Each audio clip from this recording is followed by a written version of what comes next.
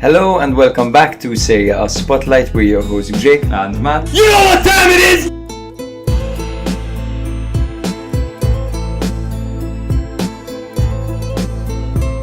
I can't tell you guys enough how much you've been my internal monologue when thinking about football for the last year. Yes, amazing! We get to record while drinking some wine.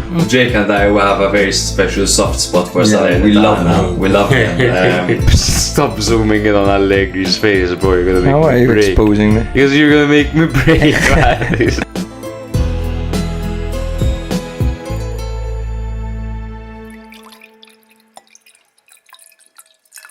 Hello and welcome back to another episode of Serie, a Spotlight. We're your host Jake And Matt. and this is episode 167 where we'll be discussing Matchday 30 in Serie. Finally, bro, after that long and tedious international break, we actually enjoyed it a bit more than usual because we're actually out and about watching Malta, who got 2 losses, but inspiring performances under new management. Our manager, Di Leo, was actually the assistant manager of Sinisa Mihailovic, so not a bad kind of influence to have on the Maltese national team.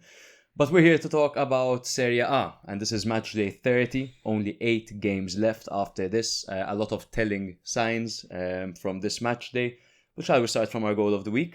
So we've decided to take our own route for goal of the week. It doesn't need to be Serie A Spotlight's goal of the week. It can be Jake and Matt's goals of the week. And like this, it can prompt a little bit more discussion as well on air rather than beforehand, which makes sense. Exactly. Because it's funny because we often disagree about the goal of the week and we just end up settling for each other. So I feel like there's a better way to go. Orsolini for me. Oh God, the first one we agree. Absolutely, Orsolini. I think that there are honourable mentions, and of course, what Yildiz did was unbelievable. And I think Yildiz had an amazing game in Tudor's debut. That position where he's so press resistant, in a more central role, so many Juve players would have given the ball up there. Mm-hmm. But having that technicality in the middle of the park does them a world of good and does Yildiz a world of good. And that goal that he scored is testament to that. And that could have been our goal of the week, as well as Omar Solei's against Inter, because he carried the ball for like 50 yards and then cunted it. He took it down himself as well. He chested it down on his own. He did that entire goal was just Soler. Yeah. And it's the same thing with Keane against Atalanta, who snatched the ball off of Hien and drove the entire length of the half and finished it perfectly. Yeah, and not to mention, obviously, there's an honourable shout out to Gaetano, goal and assist this week for Gaetano after a slow start in his Cagliari career. Really dodgy wall by Monza, really dodgy performance by Monza. Yeah. Weekly bye-bye goes to Monza. Yeah, absolutely. But it was quite smart having Luperto in the wall and who ducked down the way he did, creating space, and Gaetano just placed it perfectly. Everyone was expecting left footer. We were obviously discussing what left footer is going to take this. Yeah. Gaetano steps up with the goods and he absolutely bangs it into the back of the net. So that's our goal of the week. It's disappointing that we agreed on our separate one. It is. I really thought you wouldn't go for that one. I thought you would go for Yildiz, to be honest with you.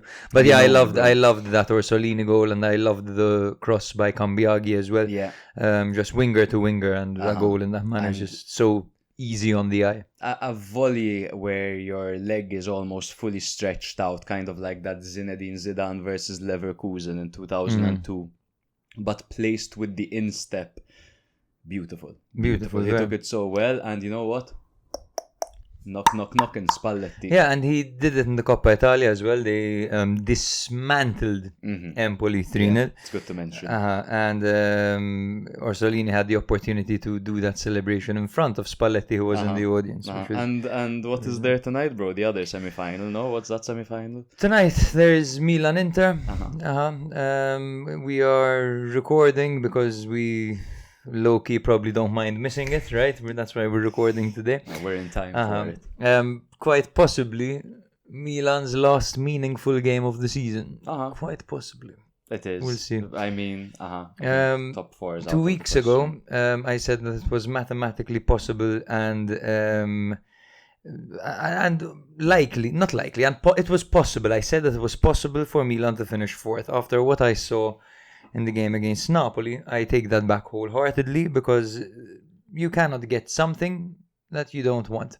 Yep. In order to get something, you must want it. Exactly. And from what I saw from this group of players, they don't want it as much as the fans want it, man. And it's as simple as that. Milan are, and we were trying to pin blame on certain players for certain goals. And every time we look at a player, every single one of the players is doing something wrong in those goals. From the midfield to the defense, really just not giving a fuck. And I think it leads me to say, Milan are a shit team. We can't pinpoint players, use scapegoats, shit team. Let's jump in and thank our media partners. On that note, Benevo Bid. You know who's not a shit team? Benevo Bid. You're seeing these beautiful kits behind us. We should really swap them around, because I feel like we've been using the same 2 kits and it doesn't quite do them justice. They've got such a selection. But signed kits, and some are even match edition kits. So check out their exclusive auctions when you can bid on autographed items from top players. Check our link in bio and you can find all of the information there. Most of the proceeds go to Puttino Cares, which is a local charity that do incredible work in Malta. They make a huge difference, and we're proud to be partnered with Benevo Bid, who are bringing this opportunity for so many people worldwide. If you'd like one of the kits, it's still nice and early, so if you place a bid, you're likely to get it at a good price. So click our link in bio and check out Benevo Bid. Follow them on socials as well. They have some cool giveaways coming up.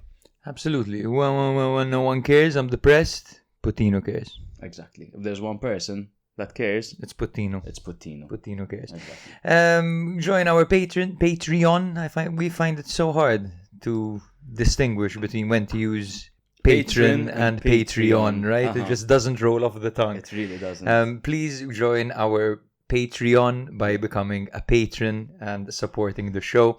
You will become a spothead. You can join our fantasy group where the winner gets a kit of their choice. We will buy it for you. Worst case scenario, if there are any complications, we'll just send you the money and you can get the kit yourself. You will also be added to a group chat which is popping 24/7. And to be honest, they keep you in the loop in every single league, not only in Serie, because there's so much going on. And you see Andrew Batman going to a game in France, and then Greta asking, hey, has anyone ever seen PSG live, for example? And then people just hop in and give information. Who was it that was watching the Seville derby between Betis and Sevilla? Someone was there. Someone was there. I forgot who, and they saw a spectacle of a game. That's a derby I'd like to go watch, man. That's a good one. It wasn't Santi, was it? No, I don't think so. Currently, in our fantasy football league, Joey D is still first, with Alan gaining some impressive ground. He's up in second. Ooh. Yeah, Joey D's name is Yildiz Nuts. These nuts. Exactly. I've also climbed a bit. However, I forgot congratulations, bro. I forgot to do my team last week, and Retegui was my captain, and he was in doubt, and then he played, and it turns out I would have much rather preferred if he hadn't played. Hindsight, right, bro? Yes, so I am in 17th. You are. Let me just go to page 2 very quickly and scroll down to the very bottom. You're in 23rd over here. Yo, on the second we're page. climbing, baby. You're 23rd. Yeah. Nicholas's name is Go Easy on Me. He's in 26th. Banger. And if you would not like to join Patreon for some weird reason, if you don't want to become a patron, please do make sure to follow us on Instagram, TikTok, Twitter and YouTube, and pop us a 5-star rating on Spotify or wherever you get your podcast. It really helps us grow. We do weekly episodes covering each match day and have weekly bonus tactical analysis episodes called Tactics Imperium by John Leah. We also have a blog on our website if you prefer visual aid to your tactics. In the last episode, he looks at Tudor's debut in Juve's 1-0 victory. So you get to see what differences were there from Motta's time to the small sample that we have from Tudor's debut. Yes, and stay tuned till the end of this episode for our new segment, Wisdom with the Wank, where we will be looking at Simeon Wankwo, of course, formerly of Crotone, currently of Salernitana and Serie B. We'll be looking at his social media and taking some of his quotes and discussing them on the podcast. He loves to share his wisdom, Simeon Wankwo. Hence the term wisdom by the wank. I feel like I had another point to make. Oh yes, and we did just record an Inter special as well. Inter were lit last season. Inter not so lit this season, but competing on all fronts. First in the league, 3 points over Napoli. Coppa Italia semi-final, which we're playing tonight. Quarterfinals in the Champions League against Bayern Munich. Tune in, see what we had to say about it, and we had an Inter expert on with us as well. But without further ado, let's get into the show, brother. Yes, sir. So, I guess you guys are used to the way we do this. If you're new here, basically we're going to look at we divide it into segments. First, we'll go through the battle for first place, and then we'll go through the long list of teams that are battling for that third and fourth spot, and then we'll take a look at relegation as well. Typically, we divide it into Europa League, Conference League, mid-table, this and that. But it's like everyone's competing for that third and fourth spot at the moment because it's so bloody tight. Exactly. I think the first game we should start with is Inter 2, Udinese 1. Inter remained 3 points ahead of Napoli with 8 matches to go. They missed the suspended Bastoni and the injured Lautaro, Dumfries and Zielinski, whilst Barella was rested after his involvement with the national team. Tovan and Toure were out for Udinese. Classic 3-5-2 for Inter, 3-4-1-1 for Runjajic's men. So in the first half, Inter dominated. They controlled the game early and they missed chances before Arnautovic scored a goal in the 12th minute. It was a DeMarco cutback that found Arnautovic, who slotted in from 12 yards out. Frattesi hit the post and then doubled the lead in the second half, assisted once again by DeMarco, carbon copy of the first goal. Udinese had a late surge, and Solé scored a brilliant goal in the 72nd minute that changed the momentum completely. And then it was basically all summer for Inter, who made 2 spectacular saves. One to deny Lucca's header. You lost your mind at that because you needed a goal on Fanta Calcio. I needed a goal, bro. And there were so many instances like that, if I may. Zorte at one point whipped in a perfect ball to Viola, who failed to hit the target. I had so many moments. I'm currently forgetting them, but I think no one scored or assisted on my fantasy this week. I know, I beat you. Other one, yes.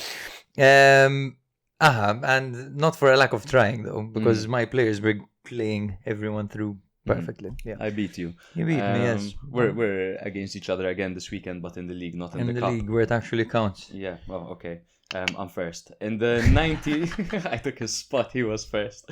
In the 92nd minute, there was another clutch stop from Sommer to deny a Solé tap-in. That would have been a brilliant brace by Solé. But that's my first point, I think. Actually, before I get into my first point, there was a Simone Inzaghi pitch invasion and red card. Clearly, he was very, very frustrated after Inter almost gave the game away. I think he was also quite self-critical about it, as we saw in the post-match press conference. He did make changes that... There's always been questions about Simone's plan B and in-game management subsequently. And I don't think he made the right decisions. He significantly weakened Inter with every change he made. Obviously, he has to do that when he's playing 3 competitions. But for example, the fact that he took out Frattesi and Hakan but kept on Mkhitaryan, for example, it's like, why are you keeping in the 36-year-old that is probably quite gassed at this point? And even when he brought on... the German defender of Inter, Bissek, just seemed completely out of it. It was quite strange to see. So I think that protecting Çalhanoğlu and protecting Çalhanoğlu is the priority. I think over there, because Inter are just a different team without him. To be honest, they are much worse without him over there. Mkhitaryan, and then is the player over there that can be replaced. He's the most technically replaceable. So I understand playing him for 90 minutes when it comes to that regard. However, taking out Frattesi, I don't know what was wrong with Barella this game. He came on really weirdly. You didn't play. Know? I think literally... It's the fact that firstly he was a step behind to everything. He came into the game when Inter were on the backhand or just entering the phase where they were on the backhand. He was forced to get a yellow card because of a defensive error that was made by his teammates. And secondly, name a midfielder of Inter that performs well when Aslani's playing. It's no, genuinely, and it's with no disrespect to Aslani, but he's on a completely different page every time they play. There's no fluidity to his game. He struggles to control the tempo. And I don't know, everyone seems worse with Aslani in the team. So we've often talked about how his characteristics don't really suit this team, and that in a 4-3-3, for example, as the regista, he would be much better. Now, when it comes to the substitutions made by Inzaghi, I don't really see any other alternatives. I'm looking at the bench right now. Di Gennaro, Martinez, Alexao, De Vrij, Aido, Baron Brunch, and Spinaci are the guys. Baron Brunch and Spinaci. Baron Brunch and Spinaci. Burn brunch and have some spinach. Spinaci. These were the guys who weren't brought on. So I guess he brought on what he had available. Remember, of course, Bastoni, Dumfries, Zielinski, and Lautaro were all out. So I think he just had to work with what he had. He almost threw it at the end, but I mean, fortunately for him, he got the job done. They're going to miss Inzaghi. Inzaghi and Barella will be out for the next game. By the way. Against Parma, which means that Barella will get 90 minutes against Milan today. Rest assured. And it's good that for him, it's good that he's missing Parma, not the bigger fixtures, which are yet to come. But this without being too critical on Inter, because Inter had 70 minutes where they were top. They reminded us of Inter last season, where they get those 2 goals, and then they just keep control of the game, but they completely let it go after the substitutions. I have to emphasize that Udinese are a super tough team to play. They are. Udinese always bring it, and stylistically they're quite a tough match for Inter, because they go absolutely man-to-man when they play Inter, and we saw in the previous fixture as well, when they came 3-2. They're not, I wouldn't say they're a bogey team for Inter, but they're a fucking tough side to play. And they've gotten results against top teams as well. So I don't think it's necessarily something so negative for Inter. I do just want to highlight some individuals from this game. Definitely Frattesi, who scored his 5th goal against Udinese. And I feel like in this game he replaced Barella well. We've often said that he can't fill in the boots of Barella, but I think he did a good job of that in this game. Does anyone enjoy scoring more than Frattesi does? No. Back in the day, Inzaghi. Otherwise, I haven't seen someone that enjoys scoring more than him. He goes mental. He turned into Caesar. He turned into Caesar, literally. That's crazy. Banging his chest. It's nice to see. Sommer, obviously, at his best, 36 years of age, literally at his best. Inter keep being linked with goalkeepers, and is Martinez going to start next season? Sommer is there, and cat-like reflexes, good handling, a safe pair of hands, commands his box well, brilliant goalkeeping. And that is just the classic Marotta, where you get rid of Onana for 50, bring in Sommer for nothing, and he's just super dependable. Arnautovic stepping up. That's another big goal for Arnautovic. And the biggest thing this season for Inter, an area where they really struggled, was Thuram and Lautaro have both been injured more often than not, more regularly at least than previous seasons. And Taremi hasn't really hit the ground running at all. He's barely scored. To say the least. He's barely scored. He's barely gotten minutes at this point now. They were giving him minutes, but now they stopped as a result of that. Arnautovic is stepping up now. Where was he? Arnautovic is Where the hell is Taremi? Interesting. Brilliantly taken goal by Arnautovic. He scores again, and it seems like he's getting back into form slowly. I mean, Arnautovic has been a good player for a while. We saw what he can do at Bologna when given a leadership role. His first season at Inter saw him miss quite a few chances, and that probably dampened his confidence a little bit. But we've seen this season that he is still very much serviceable, and he has become Inter's 3rd choice, I think, right now, and a decent rotation option as well. Absolutely. Yeah. Naturally, DeMarco, he returned from injury and delivered 2 assists. He was really good. And back to his best. There's no player you'd rather have out on the left when your team's attacking at this point. Yeah, it's true. He's I'd go so far as to say that his output this season is probably better than Leao's. I mean, it's there. Like, I don't have the numbers, but I would say I would trust him more in the final third than I trust Leao. We should check them out. That's an interesting comparison I'll to make a note over here. Fantastic.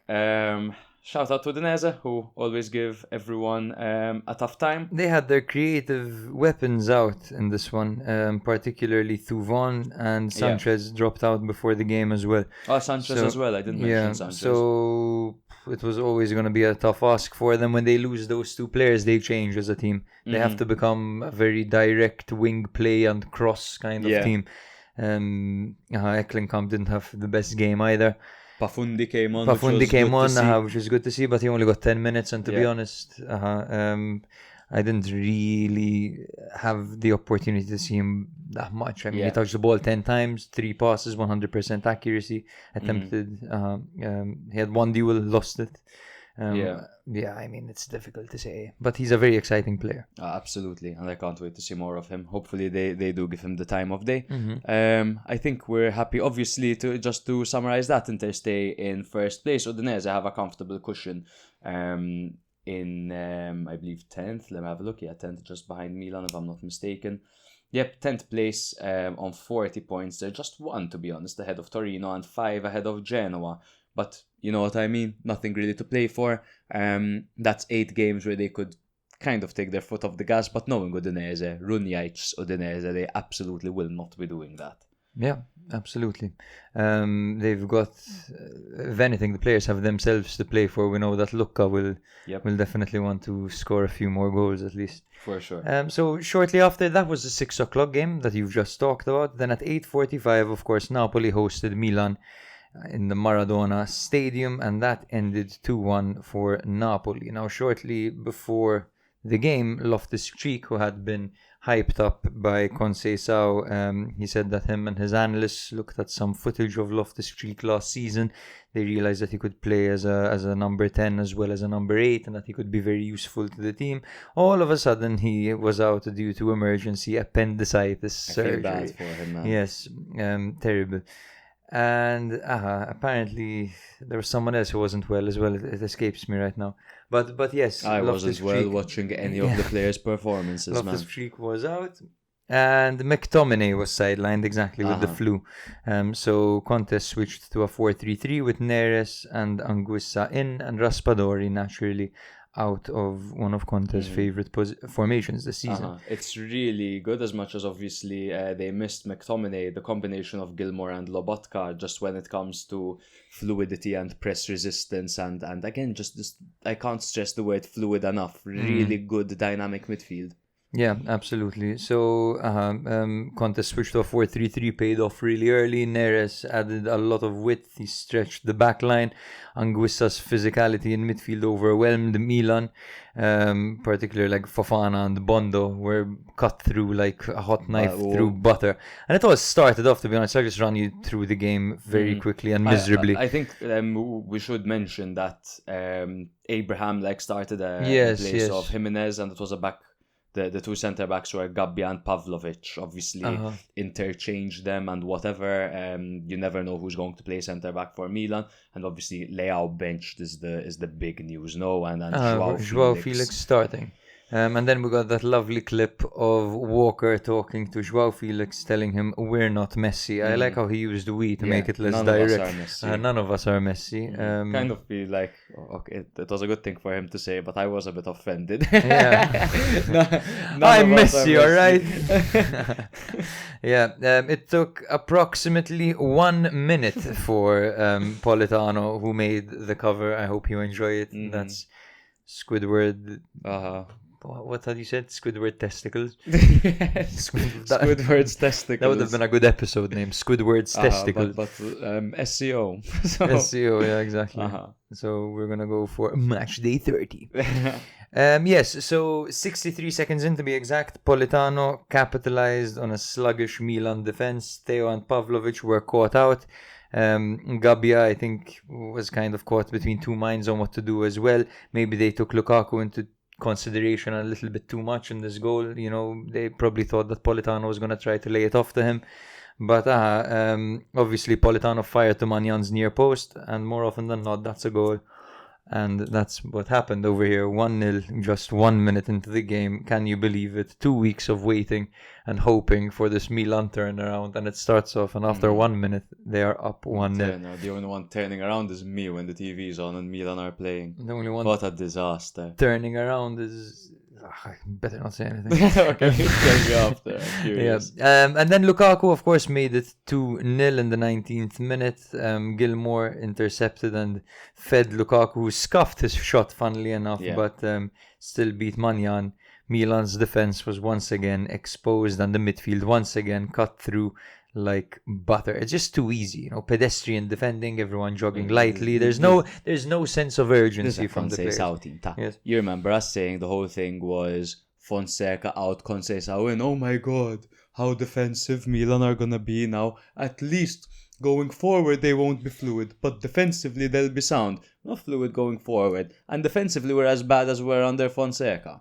It's true. It's run over. It's dire, bro. It's really bad. It's really bad. It's embarrassing. And then Napoli nearly made it 3-0. Neres was denied by Gabbi after a quick move by Di Lorenzo. Anguissa almost scored with his back heel. Then Anguissa forced Manjan into a save from a long-range effort. And Milan, of course, offered absolutely zero resistance. And all of a sudden, it's halftime. And Milan haven't even started. I would like to know, what the hell was the game plan for that first half? What were they preparing for? Now, I understand that Conceição had 15 players out on international duty, and that's the most in Serie A from all the teams. So it's a lot, yes, sure. He didn't have his players to work with, but you'd think that there would be some clear way of playing. They didn't really attack. They didn't really sit back. Milan were just doing nothing, failing simple passes. Could barely string 5 passes. Firstly, I think if you were to look at consistently Milan's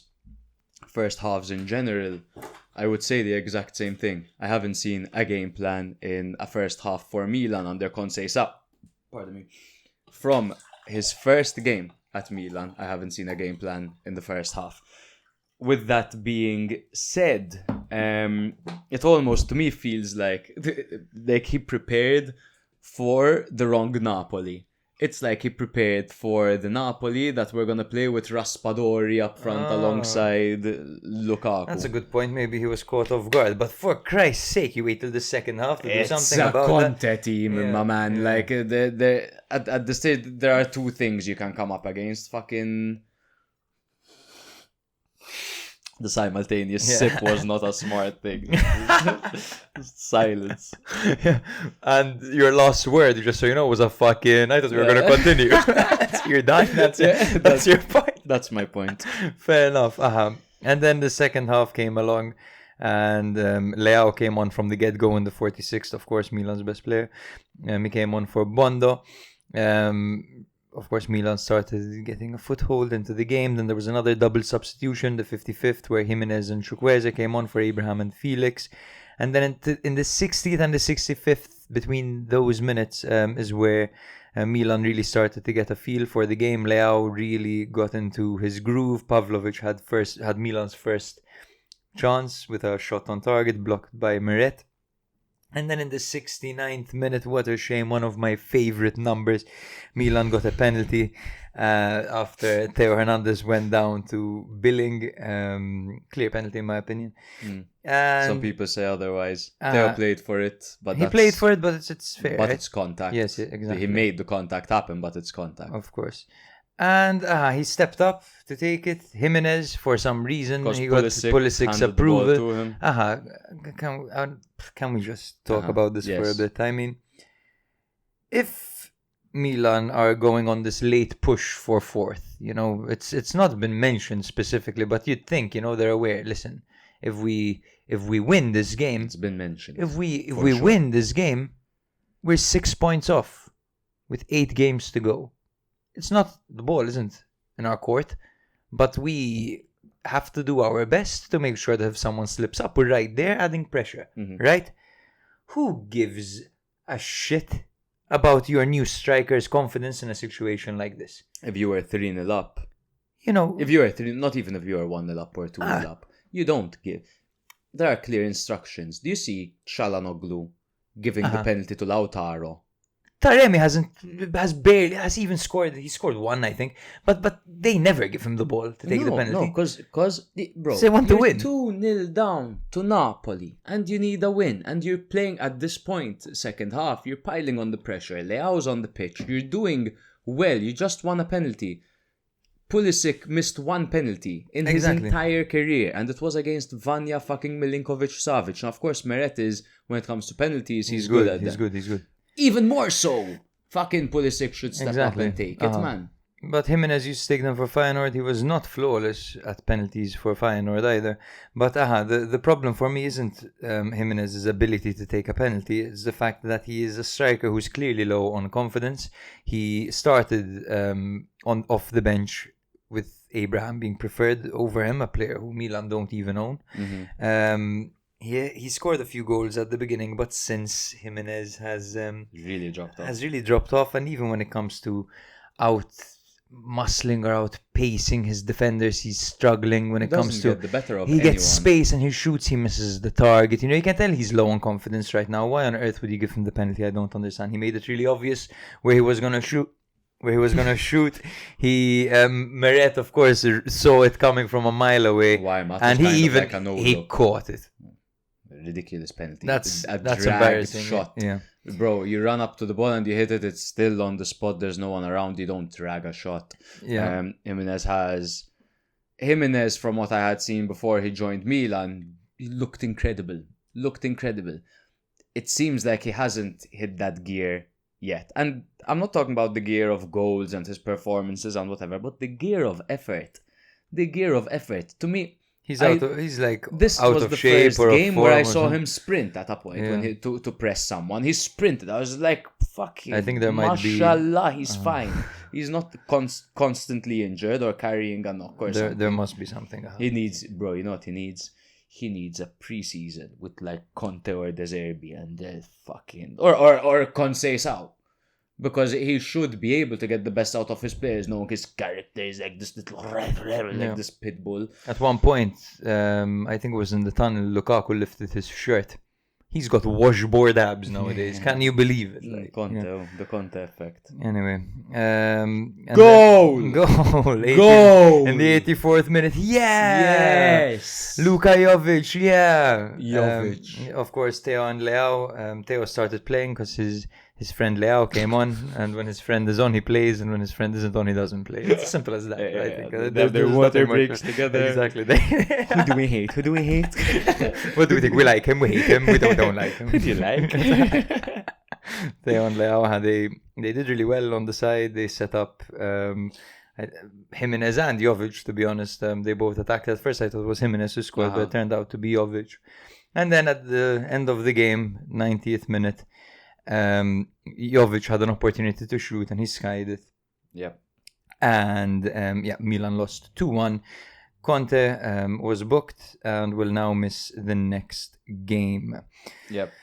I thought that Napoli absolutely dominated Milan in the first half, and then when Milan were given an open invitation back into the game, they decided to overcomplicate it with by playing the nice guy card, trying to help the striker in need, and they shot themselves in the foot. Just limp, unconvincing. To be honest, shit, not good at all from Milan in either phase or either individual. Did I look at Milan and say, at least there's this? Or tonight, maybe, I don't know, that Milan are in the semi-finals of the Coppa Italia. The only thing left to play for. And I hope, bro, and I'll say this on air, I hope Milan don't get Europa League, and I hope they don't get Conference League. Because I'd rather Milan just focus on cementing themselves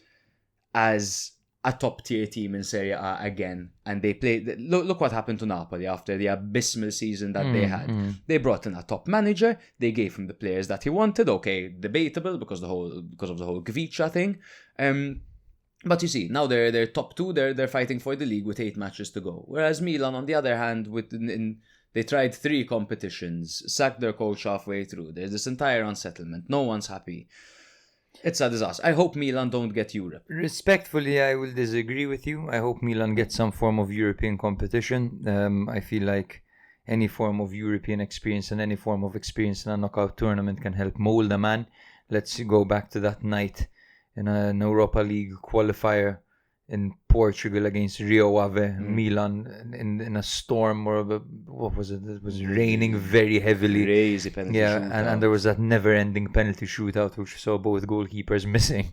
And if you look at some of the players who were there, they've got an iron mentality, and you would imagine it was nights like those that helped to mold this mentality. Çalhanoğlu was there, Donnarumma was there. So many players were there. Yes, I think that it's important to take part in a knockout competition, an international competition as well. And let's remember that the level nowadays has increased. When you look at the Europa League, the favorites are solid teams who are mostly in the top 4 in their competitions this season. Mm-hmm. So my problem is we'll come up against Betis, or we'll come up against Athletic Bilbao, or against a Prem team. To be honest, name one, we lose. At the moment, hopefully next season it'll be. But that's just. I mean, what's then if that's the case this season? How is it going to get better the next season when you're in the Champions League? Ideally, no. I think Milan need a season to focus on the league after the shit show that they've had this year. I think they need a season to focus on the league. Now it's fine to disagree because it's quite a hot take that European competitions are what they are, and it builds camaraderie at the end of the day, and like it you're attracts saying. names as well. It's always a good thing. But I think jolly good, and it's a jolly good humbling for that fucking board as well. Huh? Yes, it is. That's one thing. Yes, absolutely. But imagine after all this, and this is something I said in the last episode. Imagine after all this, Milan win the Coppa Italia, and they would have won the Super Cup as well, and they end the season with 2 trophies, potentially more than like the other teams. In the league. That would be. It change. It would change the narrative. It will change a lot, and it'll definitely be good for Conceição's CV. Absolutely. You know what's fucking crazy, man? The fact that we're Leo dependent again. Yes, but the fact that let's not say that, because last 2 weeks ago, Reinders and Pulisic were the ones saving us. Fair. But Milan have the most points from the teams that were losing a game. So Milan from losing positions, Milan from losing positions have gotten the most points. And they're still 9th. How many games were they losing? So imagine they got half the points or 3/4 of the points from the games that they were down from. Where would they be, bro? Where would they be? They're in 9th, and they were losing half those games. Fuck, man. It's to be completely fair, a lot hasn't gone Milan's way, and quite often the second there's a major event in any game, it goes against Milan.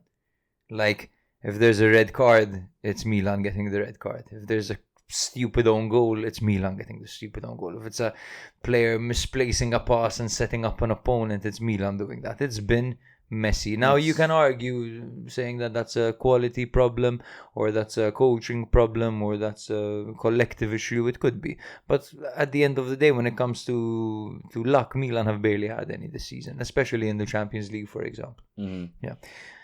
I think that's fair. I think we can move on. I just want to highlight, obviously, projectile vomiting. I just want to highlight, obviously, a couple of things. I feel like there are some key points. Milan really close to Paratici. Paratici had allegedly his first phone call with De Zerbi. De Zerbi, who was willing to join last season.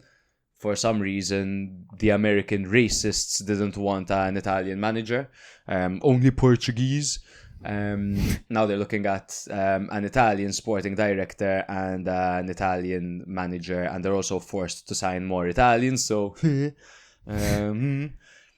and what else? Napoli, obviously, in second place, keeping the pressure on Inter. They came into this game 6 points behind Inter, naturally, because Inter played before. Next up, they have Bologna away, and then they have some easier fixtures in Empoli and Monza, then Torino and Lecce, then Genoa, then Parma, and then Cagliari. they can, with this win now, after they were on 1 win in 7 games, this win against Milan will give them a nice boost. The fact that Neres is back gives them a nice boost as well. And they have favourable fixtures. Their Of next course, game is the hardest. Their next game is the hardest. And then Against to be Bologna fair, away. Torino they can win. And then it's the teams that are battling relegation, which are never easy games, but they can do it. Yeah, with their quality, absolutely. they can do it. Can I just go out and say that I think Paratici is a mistake? Just so I would have said it. That's it. Yeah, probably. Interesting. Next up, then there was Fiorentina 1, Atalanta 0. This my biggest regret is not placing a bet on this, because I actually told you before the game. No, Fiorentina will beat Atalanta kind of thing. Why? Because Atalanta shy away in the big games and they go into their shell, whereas Fiorentina, they really come out in these big games. In fact, there's a statistic. Where is it?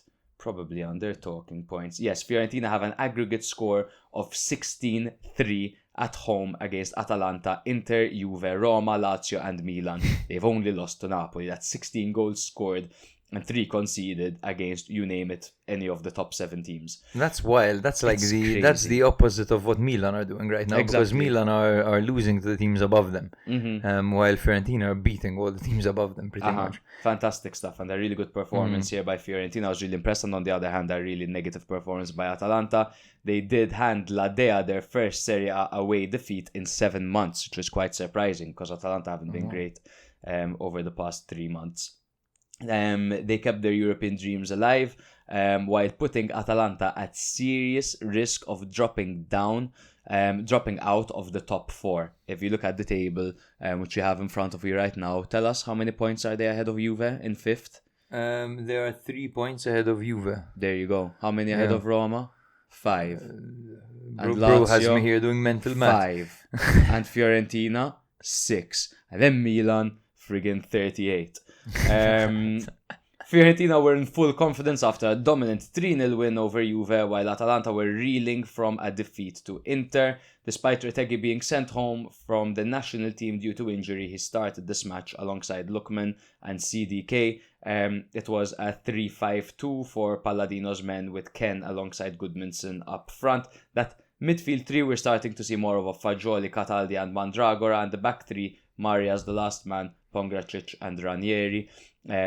For Gasperini, business as usual, 3-4-1-2, Retegui and Lookman up front with CDK right behind them, double pivot of their own, and Pasalic. Ederson obviously made a feature later on. I think he's the glue for Atalanta. Ederson, right? Without him, they don't move the ball Pasalic as doesn't convincingly. do what he does. Pasalic doesn't do what he does. Pasalic should be, if anything, instead of CDK, CDK was injured or something. And Retegui, man, was clearly off it, huh? He didn't have a good game. Absolutely. In fact, I said that Simone Inzaghi made the team weaker with his substitutions. We'll get into this very soon. Let me just go through the play-by-play. The only goal of the match came on the stroke of half-time in the 45th minute when Hien miscontrolled the ball near midfield and Ken pounced. Being the absolute poacher, opportunistic athlete that he is, he stole the ball from him, fucking bombarded forward and finished cleanly past Carnesecchi. Really cool head after a brilliant display with the national team as well. Top form, absolutely wow, a beast. And when Milan were linked to him and we actually wanted him, because Ken, the thing is, he has had bad spells, he never played shit. Yeah. He like when he had that bad performance against Milan, when Fiorentina beat Milan and Goodmanson scored, he rattled the crossbar. He always has good games. Clearly struggling, by the 65th minute mark, Gasperini had substituted Retegui for Samardzic, Lookman for Maldini, and De Ketelare for Brescianini. However, Atalanta failed to threaten, and it was actually Fiorentina who were posing the biggest threat with chances from Fagioli, Goodmanson and Mandragora. Those 3 substitutions by the 65th minute, act of desperation. I don't understand Gasperini. the point, man. Hey. He's like I understand bringing on Samardzic, okay, sure. But bringing on Samardzic and Maldini at the same time just seems overkill to me, because you're taking out Lookman and Retegui. You're bringing on, at one point, he had Zappacosta. No, he had Ruggieri, Bellanova and Quadrado all on at the same time. And that's 3 wing-backs. And then he has 2 players who play behind the striker in Maldini and Samardzic on the pitch. And all these guys are just overlapping each other out wide. And they're trying to whip the ball in. Yes, sure. There are no players available. No. I'm scrolling because I made an error. I said that Ederson came on, but he didn't. No, Ederson's actually suspended. So they were essentially building up to the point where they could cross into the box, and that's what they were doing. They were crossing, but the problem is there's no one to cross to. You know, they took out Retegui after 55 minutes. Now, I would have understood the opposite game plan to make more sense. Right. Like Retegui isn't exactly fit. He left the national team. Start with him sidelined. You know, I mean, you should have enough. You've played games with Lookman as an atypical striker before, and start with players behind him. You know, with kind of like CDK and Samardzic potentially behind him.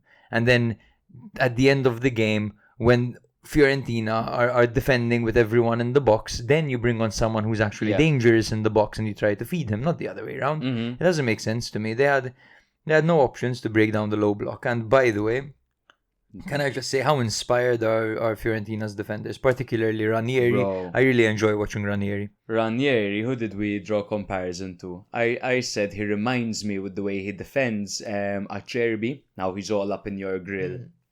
Last ditch blocks. Really good against top strikers as well, Ranieri. And you drew comparison to Nesta. I wouldn't obviously. like to share that on the podcast, but he, of course, it's the game style. It's the way the style of defender, not the caliber. Exactly, the way he blocks shots by sliding, the way he just throws his body in front of the player. It's classic Italian last ditch defending. It's very technical slide tackles, if that makes any sense. He's really good at that, Ranieri, and I think, man, he might deserve a look for the national team as well. I think so. I think he's been definitely for Fiorentina their best defender. And out of the Italian defenders in the league, he's up there. Huh? He's not far. He's definitely a new one to be looked at. I have to say, Fiorentina and Atalanta are 2 of the most unpredictable teams in the league because they both go on streaks, bro. Yeah. They go on winning streaks, they go on losing streaks. They're the cryptocurrencies of the league. Exactly. At times, at times you're profiting and you're making loads of cash, and then the next week you're filing for a divorce. You've got an alcohol problem.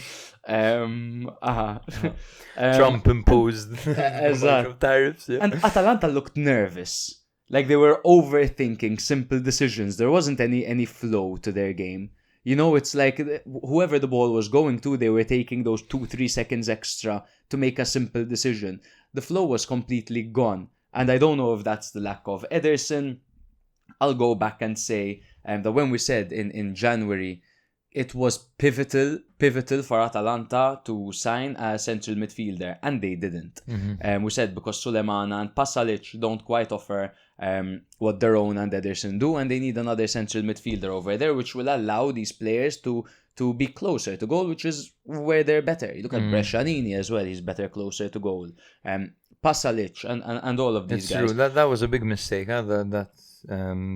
Oversight. Had they done that, I strongly believe a front 2 of Lookman and CDK with Retegui on the bench, because he just came back from national team, is slightly injured, and you've done it without him, but he's a great poacher to bring on if you're in desperate need for a goal.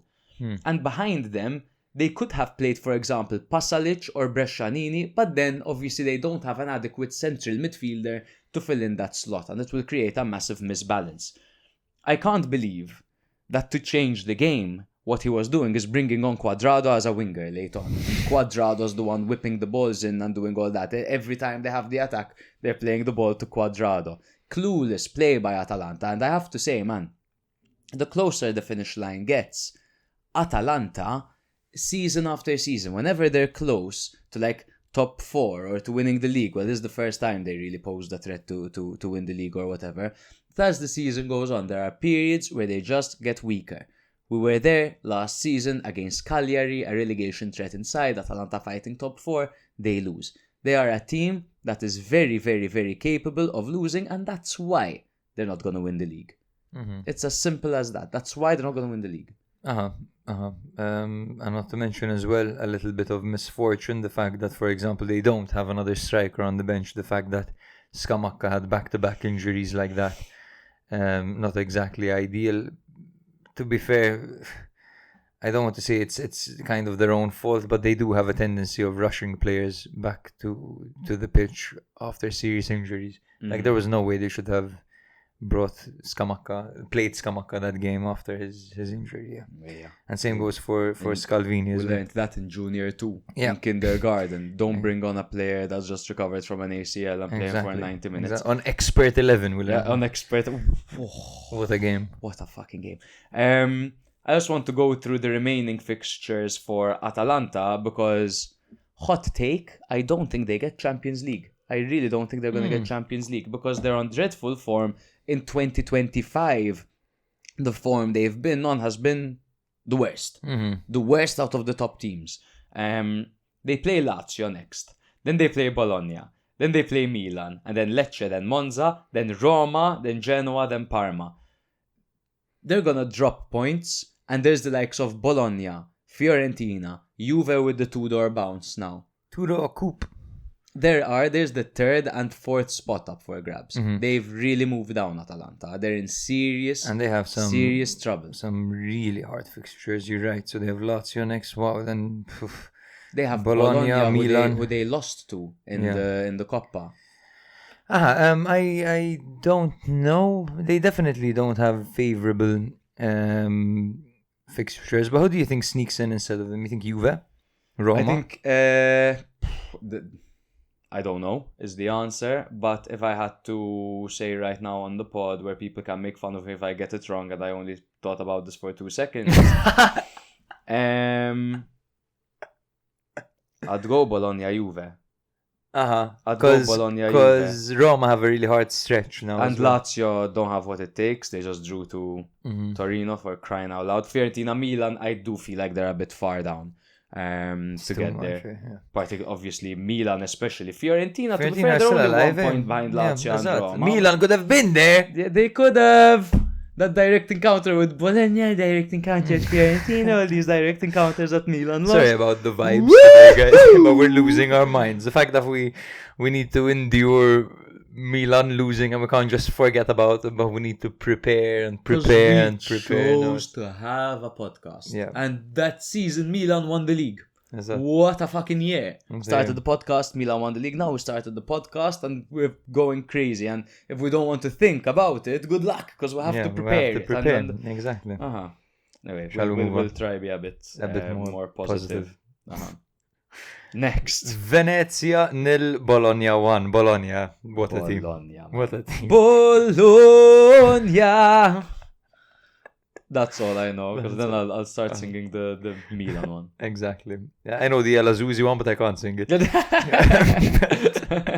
So, Venezia entered this game on a dire run. 12 matches without a win and 1 goal in their last 7 games. Okay, that was Venezia's record coming into this. Also, just to say, a draw and a clean sheet against Lazio. A draw and a clean sheet against Atalanta, an away draw to Como 1-1, a draw and a clean sheet against Napoli, and then a 1-0 loss to Bologna. And to be fair, it's not like they're sitting back. It's not like they're time wasting. They're going in and they're like, I'm really sad to see them probably going down because they've performed against all these top teams. They really have, and the problem with everything. So these draws against top teams are great. The problem is they hardly ever win. Hardly exactly. Just looking at them now. Exactly. So that is quite dire, and they're not scoring enough. That's the problem. So Bologna, on the other hand, arrived on a high with 4 consecutive victories and a firm grip on 4th place. The team news: we had Nicolosi Caviglia suspended, big loss for Venezia, replaced by Buzio, Oristano and Fila got the nod up top, while Italiano stuck with his midfield trio of Freuler, Ferguson and Odegaard, or should I say the Aryan 3. That's true. You know what I mean? Hitler's wet dream in Bologna.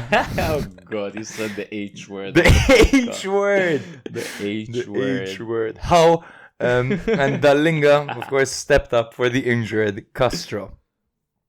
Now, Italiano has really kind of instilled stability in this Bologna side by playing the same midfielders and trusting the same people. Yes. And we saw them a little bit shaky when Pobega was filling in over there. He wasn't even doing terribly, but he wasn't as reliable as these guys. But since Ferguson's been back, they've just been great in midfield. Yes.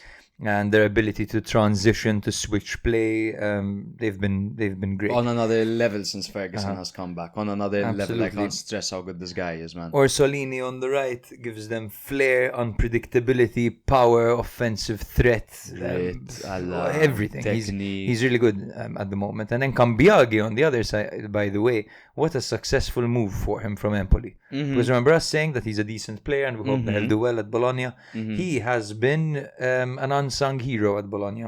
This is his first start for them, which was nice to see. And he did really well. Also a bit of, I wouldn't say great rotation, but obviously keeping in mind that they did have that Empoli game. So resting Ndoi, who played a lot for Switzerland, obviously, in the break. Yada. Exactly.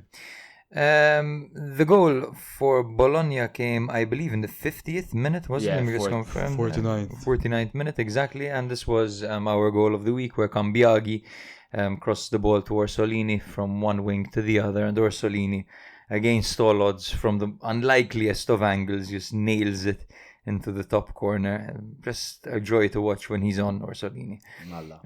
The unsung hero, actually, I'm going to take it back, is not Cambiaghi. The unsung hero by far this game was Skorupski. Because Skorupski pulled off some match-saving saves, quite frankly. Even against Malta, he had a few good ones. Amazing saves. And against Malta, he had a few good ones as well. He made a really good foot save on Zerbin, when Zerbin was one-on-one. I can't quite remember exactly. The others I had notes. Yes, and Yeboah. Yeboah was clean through on goal as well. He tried to chip Skorupski. Skorupski made himself big, and he managed to tip it over as well. Venezia stayed into this game until the very end. Buzio had a chance to score in the 70th minute, but he fired wide. As we mentioned, of course, Yeboah, 73rd minute, tried to trip Skorupski. Didn't manage. Zerbin had a great chance. So super wasteful by Venezia. Could have definitely got something out of this game. That's their problem. That's it. Getting the goals. Yeah. Because if they had players that were more reliable in front of goal, now obviously I'm saying something obvious, but just two more. There's two more players that have a cool head in front of goal. That's the bloody difference. Bloody difference between being 19th and being 12th. Because Venezia, the way that they play, they're a good team, man. They're a good team, and they deserve that draw. To Bologna, who every team have gone into their shell against. But Venezia come out and they give that performance. And between the 70th and the 80th, man, all Di Francesco had to do, apart from what he did, was honestly throw a fridge at the pitch, because he made 4 substitutions in 5 minutes, Madonna. He brought on Gitkier, for example. I don't have the list here. You can probably tell me, I have it in front of you. But quick succession, he brought on a bunch of players. Yeboah, Haps and Conde. Exactly, and they've Yeboah actually got close to scoring. Yes, so this was Bologna's 5th straight victory. 56 points for them now. They've beaten Empoli in the Coppa. They're doing great things against all odds. After everyone thought that Motta and Calafiori and Zergzi were the guys, it turns out that there's more to Bologna than just those individuals and one season. They're a real team with a real project, and they are an absolute joy to watch. And credit goes to Italiano. Once again, they have won. This time it was ugly, but they managed. They got it over the line. They're the next ones, man. They are the next ones. They're the next Atalanta. They're the next team that has... Because 2 seasons in a row like that, after the... Not complete reshuffle, but after those... And the smart moves. Smart moves. And opportunistic, like the Calabria move. You remember when we thought Atalanta were Duvan Zapata, Muriel and Papu Gomez? That's what we thought about Bologna last year, but turns out it's the sporting director, it's the club, it's the owners. Now we're starting to see the same thing with Bologna. Bologna went through a really tough spell, and you see what a beautiful team they are. How they held on to their relationship with Mihailovic and spent his last breath managing Bologna. They didn't let him go. They were there with him. They're just a beautiful, beautiful team. Every single move that they've made in the market has worked out for them. Dallinga, okay, he hasn't started. Castro's been starting. But look at what he's doing. He scored against Empoli, I believe a doppietta against Empoli. A great option to have for some more size, besides Castro, obviously. It's true. And his goal against Empoli in the Coppa was gorgeous. Amazing. Gorgeous. The one with the outstep. Control outstep and it just rolls in past the keeper. Almost. Yeah. Amazing. That's 11 goals this season for Solini, by the way. Yeah, and I think we can move on from there. Venezia inspired, but too wasteful to do anything. Can I just tell you the remaining fixtures of Venezia? Of course, please. Because now, just to tell you who they've played in a row. They had Roma, and then Genoa, and then Lazio, Atalanta, Como, Napoli, Bologna. Now, Lecce, Monza, Empoli, Milan, Torino, Fiorentina, Cagliari, Juve. As Little John said, 369. That's what they have to get in the next games, bro. That's Lecce, Monza, Empoli. Win, win, win. Come on, Venezia. Do it, Venezia. Do it. I want to say one more thing. Di Francesco, it is so unfortunate for him that he's the manager of bottom tier teams. Because with his style of play, I feel like if he had good players, his team would blow other teams out of the water. Yeah. They'd play beautiful, sexy, loving football. He had that for a while. Unfortunately, shit hit the fan very quickly and... a rapid decline. Rapid decline. Things can be quite unforgiving as a manager as well when you have like 2 bad spells. The Tudor debut for Juve, the moment we've all been waiting for. The first game without Thiago Motta. How much of the problem is Thiago Motta? How much of the problem is the players? We don't know. It's first game, let's relax. Tudor's debut, and we instantly see the new formation and preferred players. Now, obviously, he missed the likes of Douglas Luiz and Cambiaso. Genoa, on the other hand, they did miss Aaron Martin, Messias, and Cornet, and they did decide to bench Malinovsky as well. Genoa also debuted their Boca Juniors inspired 4th kit. And it's really cool. It's really cool. They also handed Jean Onana his first start in midfield alongside Frendrup. Let's highlight Juve's starting 11 over here. They've gone for the 3-4-2-1, which we all predicted. You predicted it as well, guys. Congrats. Di Gregorio on goal. A back 3 of Kelly, Vega and Gatti, who did go off injured quite early, unfortunately. McKennie as the left wing back, Nico Gonzalez as the right wing back. That is 2 players out of position. I have to say, McKennie's played there before. Nico Gonzalez, probably his best 45 minutes in a Juve kit. As the not because he was a right wing back, just but he just works hard. He seemed to have more space over there, rather than being closer to goal, being on the halfway line, cutting inside and dragging the ball forward, cutting through the defense and then playing good ball. He was skipping 2 players, 3 players. Just as a direct wing back, he was very good. Locatelli and Kefrem in midfield with Yildiz and Cope Miners playing just behind Dusan Vlahovic. We did see that Colomwani didn't get a single minute in this game. Does Tudor care about, the future of Juve when it comes to playing a player like Colomwani who's on a dry loan? Or does he just like Vlahovic that much? He's giving Vlahovic everything from what it seems. Honestly, I have no idea. It's bizarre to me. He likes Vlahovic a lot and he really bigged him up before the game. But it just seems bizarre to me that a game that wasn't killed off. And it's not like Vlahovic was having a great game. He's so clumsy, man. Bring on Wani. Bring him on. Give him a run. Even for Cope Miners. Yeah. He should be trying things out. Now, obviously, 1-0, slender lead. Genoa, very dangerous. They didn't threaten much. Juve were a lot more defensively sound, but there was one Pinamonti moment. And that's all you need. Yeah, one Pinamonti moment. That's all you need, exactly. Or a Leali ball over the top. Exactly. It's hit poorly by a defender and someone's one-on-one. But these things happen. Fantastic defensive performance by Juve. Let me just go through the play-by-play, then I'll give some thoughts on how I feel, what I saw from Juve, and we can discuss a little bit. So, Sabelli had a goal line clearance that denied an early Yildiz header. Yildiz scored, and it was the decisive goal, and it was in great fashion, bobbing and weaving through defenders before finishing from a tight angle.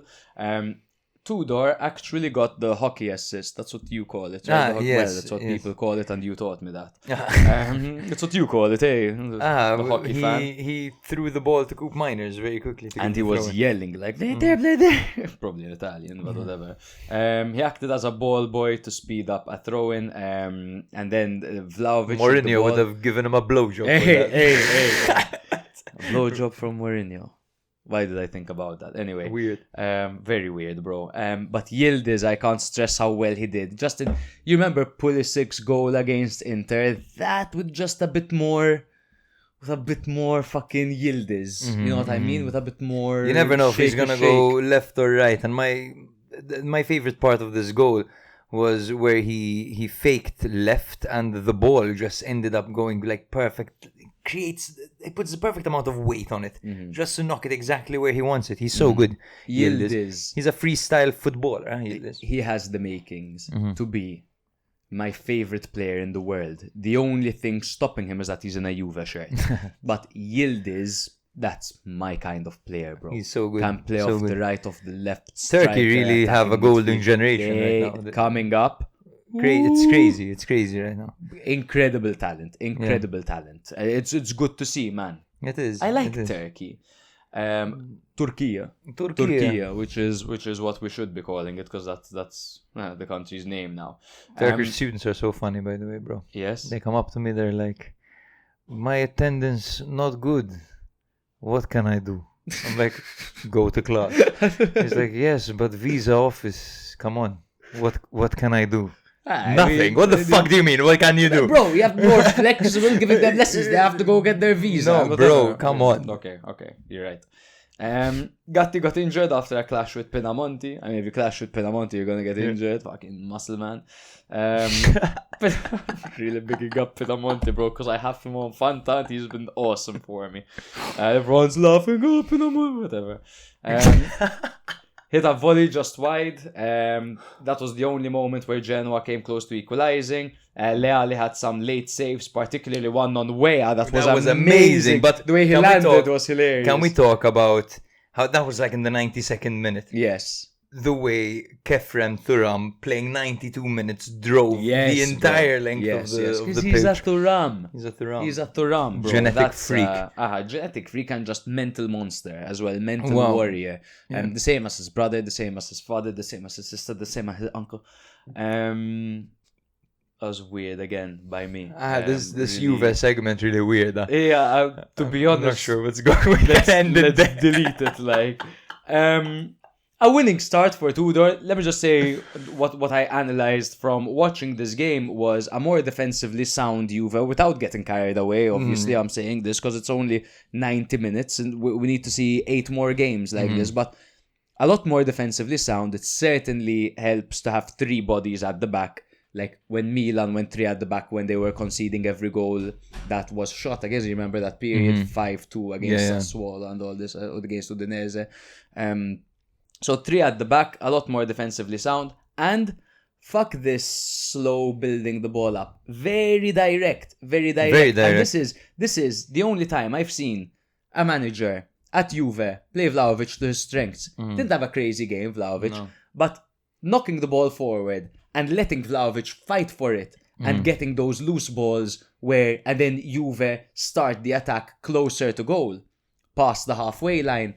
More of that is good because Vlahovic is...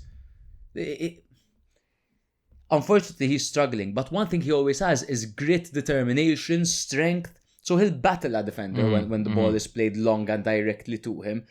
He seemed to play better. Just his involvement was more convincing because he wasn't put in many situations where he's set up for failure, like where he's coming in deep and trying to link the ball, and he ends up playing the other team clean through on goal. Because that's not what he's for. He's there, knock the ball up, let him fight for it, kind of like a Victor Osimhen. I think I think he first of all played a decent game. Nothing crazy, but No. he fought hard, and he was the one eventually who did win that 50-50 to set Yildiz up. However, at the end of the day, by the way, I know ultimately a game like this for Juve, the most important thing after what happened recently was a win. A win at all costs, no matter what. The win takes priority, winning. However, All right, Charlie Sheen. the goal came from an individual moment of brilliance, and it's typical after a new manager. You get a new manager, you get that immediate bounce. But up next, they've got Roma. So that's going to be very telling. Yes, and bro. for the rest of the season, they still have to play the likes of Bologna and Lazio. And then on the final match day, Venezia in Venice, who will probably be fighting for their lives. So still Or a long already way to go. relegated. Already relegated. Still a long way to go for Juve. The coming 8 games will be vital. They got off they started off correctly, and let's see if they can keep it up. But interesting stuff. I'm gonna say something in reply to you, but first I just want to say, you remember when they were interviewing Charlie Sheen, who was clearly like having a manic episode yeah. for a very elongated period of time, and the journalist told him, "But Charlie, are you bipolar?" He's like, "I'm bipolar. I'm by winning."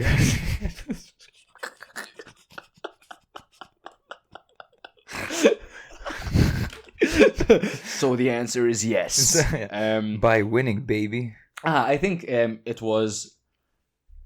I would say it wasn't completely convincing, but it's a good start. It's a solid foundation, Yeah. a clean sheet, a 1-0 victory, kind of a similar way that Motta started his tenure at Juve, but a lot more spirit, a lot more fight from Juve.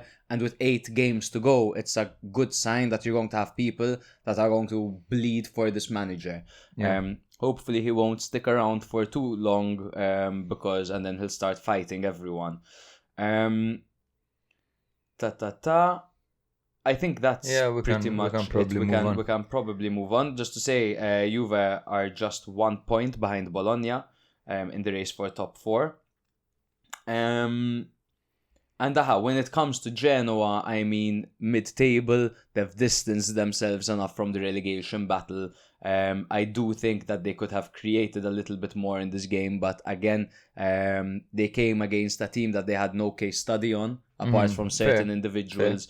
But they came up against a side who would have expected McKennie to be on the left, Nico Gonzalez to be on the right. If there was one player that looked even worse in the system for Juve than he did under Motta, it's Cope Miners. Another shit show from him. The good early throw-in was basically because if Mourinho was the manager over there, it's like I did everything for him. Shaw is a puppet. It It is my brain, his fat body. Exactly. Mental, man.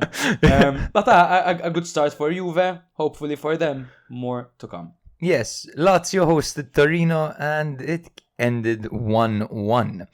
Lazio used a 4-2-3-1 system, as they always do. However, Baroni did make some adjustments due to some injuries, with Gigot and Hisai stepping in and Marisic shifting to the left, while Pedro played centrally behind Dia. The focus was on width and deep runs for Lazio. For Torino, you're talking dirty, bro. It was also a 4-2-3-1 with Lazaro returning. They focused their play on counter-attacking through Vlasic and Adams.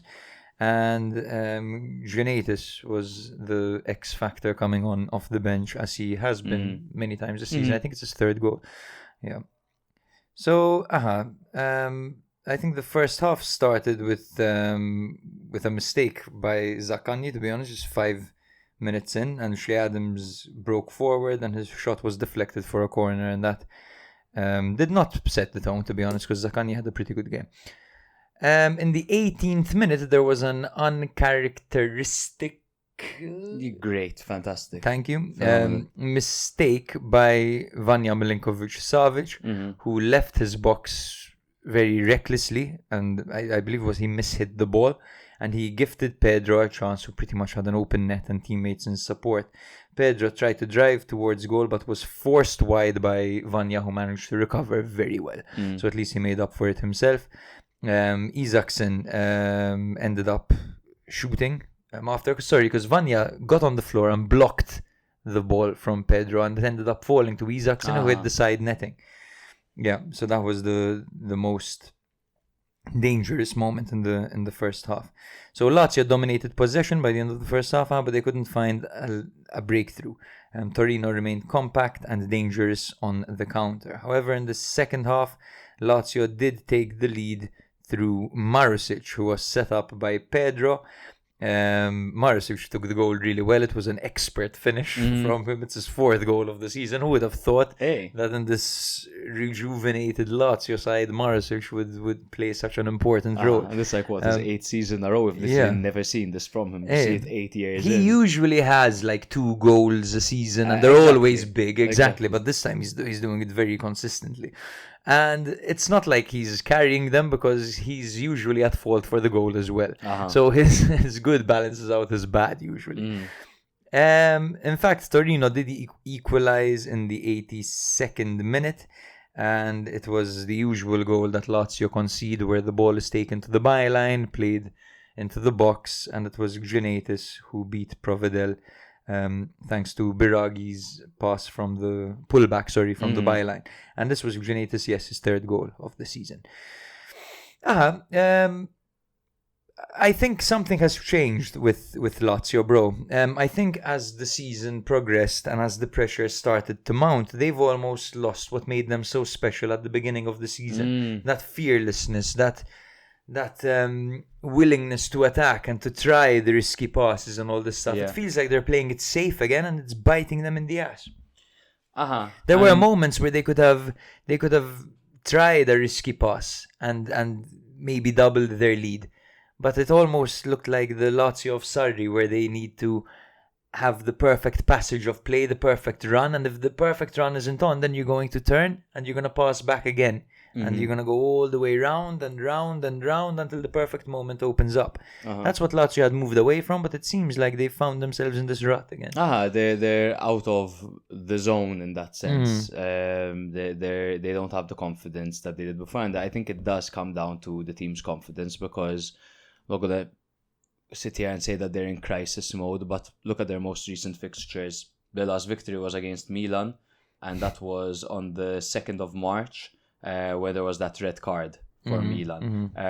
After that, they beat Victoria Pilsen away from home, and they had 2 red cards in that game. After that, a draw to Udinese, a draw to Pilsen, a 5-0 loss to Bologna, and then a 1-1 draw to Torino. And now they have to play Atalanta, and then they have to go to Bodo Glimt, and then they play Roma in the derby, so on and so forth. And they still have the likes of Juve to play, they still have the likes of Inter to play. So they're going through a very, very tough time at the moment. We saw their clash, or their conversation rather, with the Ultras, where Baroni took full responsibility. I don't think this was a terrible performance by Lazio. I think they tried to show maturity after taking the lead.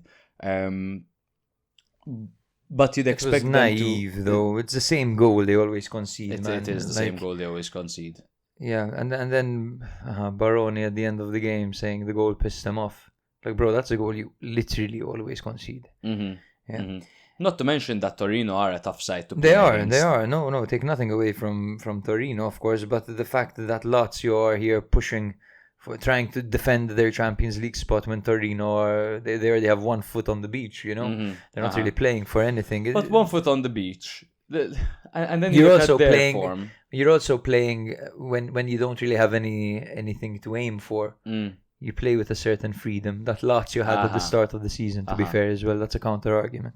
So this year, 2025. They've lost 1 game, Torino, and it was 3-2 against Bologna in a super tight game. This year, so far, they've drawn to Parma, drawn to Juve, drawn to Fiorentina, drawn to Cagliari. Sorry, beat Cagliari, drew to Torino, drew to Genoa, lost to Bologna, beat Milan, beat Monza, drew to Parma, beat Empoli, drew to Lazio. Ever since the January window, they've been a completely different side. The additions of Elmas and the addition of Casadei and Biraghi, these guys are playing their part every single game. And the return of playing Coco, their even part. though he hasn't been as good as he started off, but it's still a good player in there. Nah, for sure. Yeah, and Vanya, man, at one, like, I know we're really beating this drum to death, like, but at one point, Is that man, what they're calling him, a drum? at one point, I was sure a shot rattled the post, and it was his arm. His forearm. His forearm. It was such a powerful shot, and it just rattles off. He's got such a strong arm. But yes, you're right. Torino have changed. They have a nice little team going on here, a nice little project. Cairo putting everything together, just as the protests seem to intensify about him selling the club. So let's see what the future holds for Torino. Red Bull are still lingering in the background, right? Red Bull Ibiza Royale. Check it out, guys. Post-malaria Bulayedia. Disaster. Honestly, it looks like a different it's player. done something, man. It has done something to him. For sure it's done something. He just hasn't been the same. not at all. And we're pinning it on the malaria. I don't know what else he has going on. Look at that. Look at all that poor guy. green. That's pre-malaria. Look at all that yellow and orange. It's post-malaria. Yeah. Literally. They miss Castellanos, that's for sure. 100%. Tati, he's the chance creator for them. You'd be surprised because striker's the finisher, whatever, but he links up so well with his teammates. He makes those attacking midfielders tick. He brings the wingers deep in with those 1-2s with Zaccagni. You know, he's pivotal for them. But I think it's just, you get a team at the moment, literally, you get a team like Lazio that are struggling for confidence and they have something to play for because top four. Versus a team like Torino that are just on good form with not much to play for. Yeah. That has a draw written all over it. It's over true. there. The Lazio versus a Torino. At this stage of the season, I'm not surprised Torino managed to find their way back into the game. Lazio have been super disappointing in 2025. Absolutely, yes. Isaacson and Zaccagni are the breasts. Castellanos is the push-up, bro. Yo, I thought you were gonna say, when I heard poo, I was like, damn. Where's he going with this? What's next? The other side of Rome. Oh, yeah. Lecce 0, Roma 1. That is Roma's 7th consecutive victory. 14 unbeaten in Serie A. It's a kind reminder that Dybala's out, I think, for the rest of the season, right? Yes. Dybala's out for the rest of the season. No, what? But there's Dybala 2.0 in Soler, who's been playing really well recently, along with that double pivot of Manu Kone and Cristante. Apart from Dovbik's decisive goal, which was his 11th of the season, And it came in the 80th, huh? Took them a while, and they were so wasteful. and Lecce performed decently. Like, they managed to keep Roma at bay. And in fact, when Dovbik scored, he was double-manned. He held the ball well, and then he hit it in the near post, blindsided, unfortunately. Disappointing by Falcone to concede at his near post, but again, he was blindsided. It's as simple as that. He got the shot away brilliantly, Dovbik. And 11 goals this season for a striker that is struggling and whatever. 11 goals is decent. I know we could say the same thing about Dusan. But 11 goals, and he hasn't been It's his starting first every game. season in the league, and he's had 3 coaches. So it's all right. Fair enough.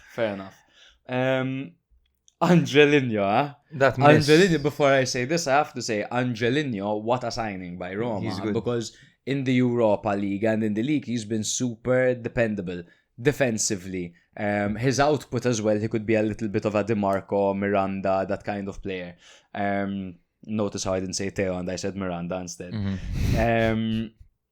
And even sharp shooting, he got that all-important goal against Napoli that really brought Roma to life, and it really sunk Napoli for a long time after that, 7 games in a row, where they really struggled. And that was all Angelino. However, that sitter that he missed was ridiculous.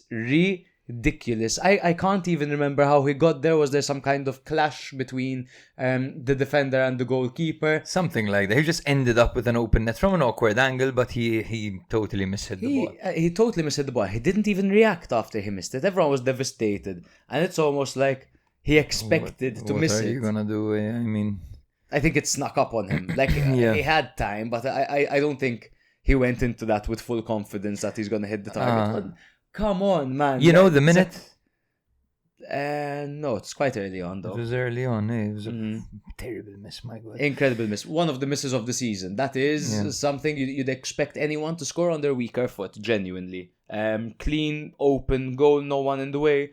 At a bit of an angle at most, you could say. Falcone had an insane reflex save to deny corner after he crucified the defender. You could see Falcone complaining to the defender, like, why'd you lose the ball there? Because you played it to him when Corner was up his ass. And he essentially intercepted it, like he's blaming the defender. But what a save. What a fucking save. Crazy and save. Cat-like reflexes, It's Falcone. true. And honestly, like, thank God he saved that, because that would have been a bad look. Yes. But I don't understand that. Like, you What don't you understand, bro? Let me explain. You make a mistake like that as a goalkeeper, and then you pull off an amazing save like that. And you scream at and then you scream at your defenders like they did something wrong. Like as though the guy was played through and the defenders were caught sleeping. It was Falcone's fault, In 100%. Maltese, I use the word crucified because in Maltese we say salbu. He literally nailed him to a cross and like what, expected him to do sit-ups like. Yeah. Oh my Christ. Jesus. Oh, and we keep mentioning his name. Shumorodov had a late miss, another sitter. But you know, that first touch by Shumorodov was really good. It was. But then he took an extra one. Uh-huh. And it put him at an awkward angle. You know, if it took a touch, You're talking about Kristovic for sure. Ma. That guy is obsessed with shooting. Yes, bro. He always knows. It's like Kristovic. There are people. This is the beautiful thing about football. People are on the pitch, but everyone's intentions, motivations, and tasks are completely different. Kristovic is always aware of the opposition goalkeeper, and this is clear. This clearly illustrates that because he gets the ball for a split second on the halfway line, pretty much. Volleys it up in the air and shoots and beats the keeper. 100%. And narrowly misses. 100%. That would have been goal of the season. Puskas award. It would have been crazy. That would have been Serie. It would have been. We've seen half pitch goals by the Marcon Cope Miners. Yeah. That would have been the best two one seasons. by far. That would have destroyed those goals. Yeah, because it was on the turn as well. And he spectacular attempt, man. Insane attempt. And he's the striker in the league who takes the most shots per game. And it's clear to see after this. He is obsessed. He knows exactly where the keeper is at all times. He's a goal scoring. He's a goal scoring in his veins. And then we say because he doesn't pass. No shit, he doesn't pass, this guy. I think if he's in a system where he has better players around him, maybe he'll pass a bit more. Just to be fair to him, because who in this team can strike a ball like him? Well, like him, no. But Tete Morente can hit it. He can. He should definitely pass more. Yes, absolutely. Yes. But it's the type of player he is.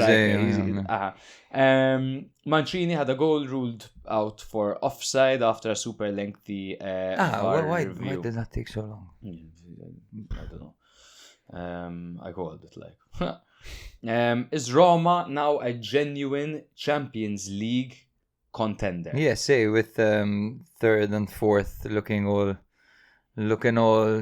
self-conscious, wrapping that towel around the body, no, don't look at me being all shy, it's definitely up for grabs for sure. But, and this is a big but, Nicki Minaj we're talking.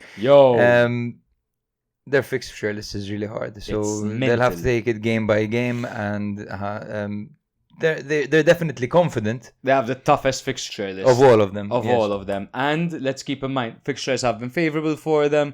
Doesn't really matter because it is impressive that they're on 14. Like we say that Serie A is the most competitive league in the world. I would genuinely believe that. So 14 undefeated in a row, be it against bloody Monza and Cagliari or be it against Fiorentina, it's fucking impressive. But now is crunch time because they got these victories in a row.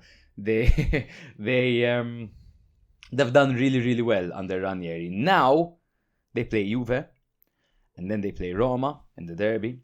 Then they play Lazio away from home in the derby, and then Verona, and then Inter away, Fiorentina home, Atalanta away, Milan home, and then Torino away.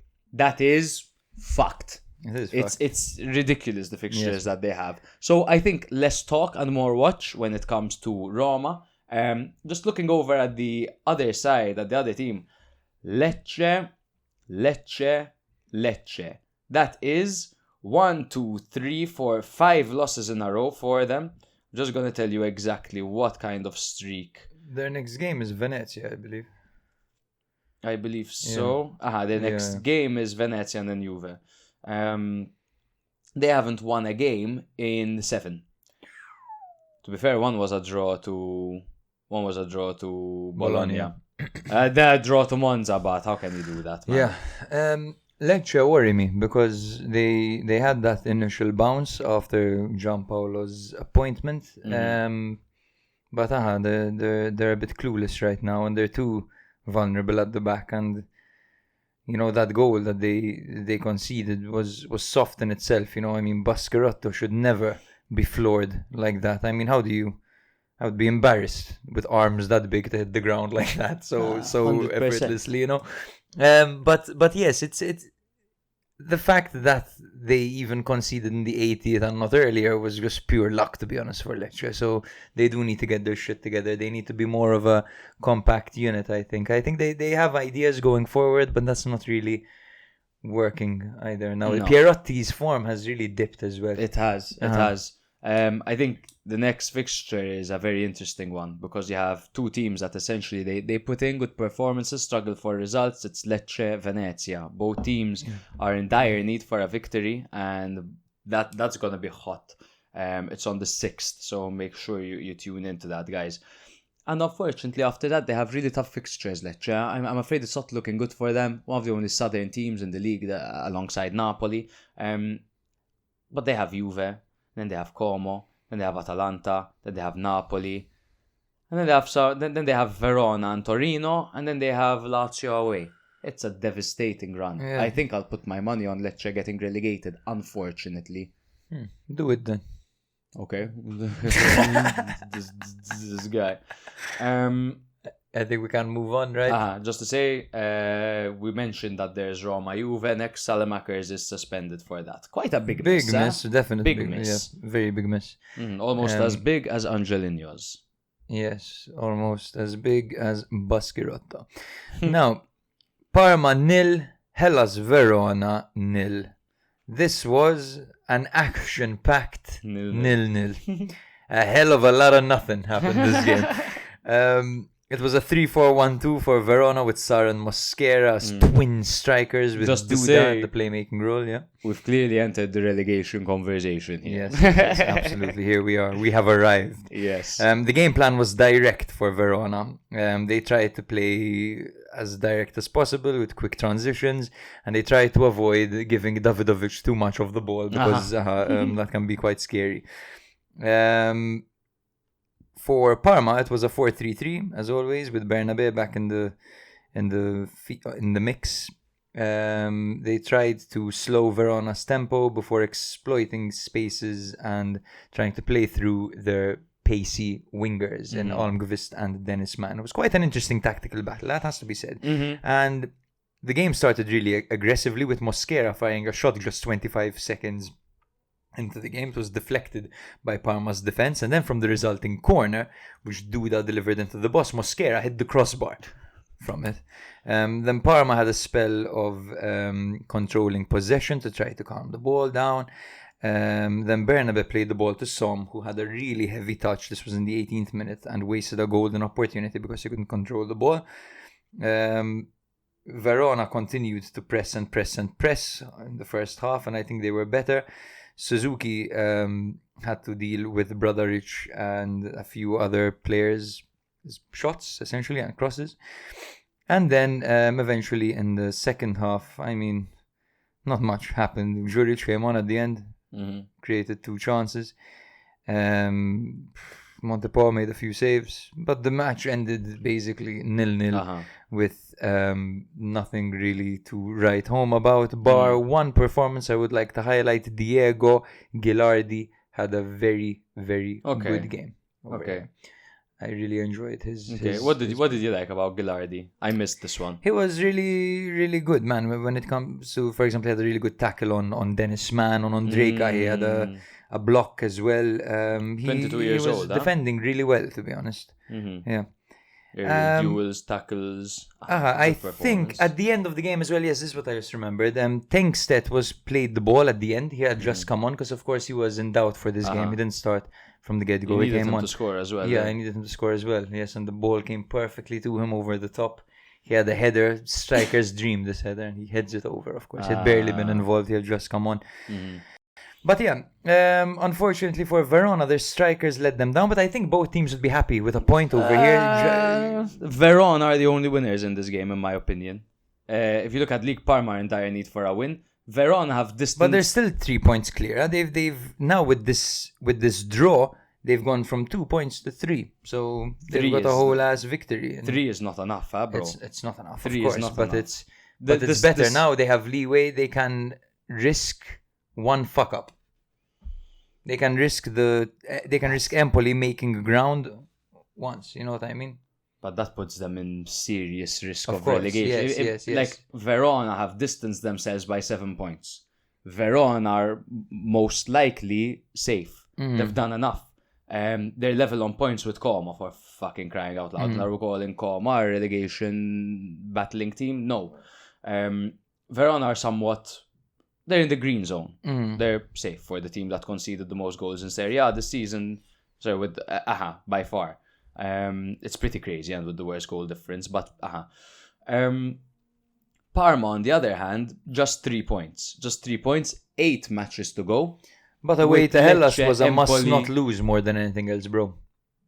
It wasn't a must win in my opinion. Away to But Hellas. if that's the case, the games that they have to win are the 6-pointers essentially, and the teams that are on their level. It's very hard, even though Parma are one of the teams that are capable of bringing it to bigger opponents like Udinese, Torino, so on and so forth. And we've seen them beat Milan, for example. Look, this season they have 2 games remaining, which are absolutely massive because those Parma's fixtures are yes, they're quite. And you're they're saying quite that scary. draws enough, like A draw isn't the end of the world for them, bro, because Verona are a bloody tough side and they had the better chances this game. Parma's finished, dog.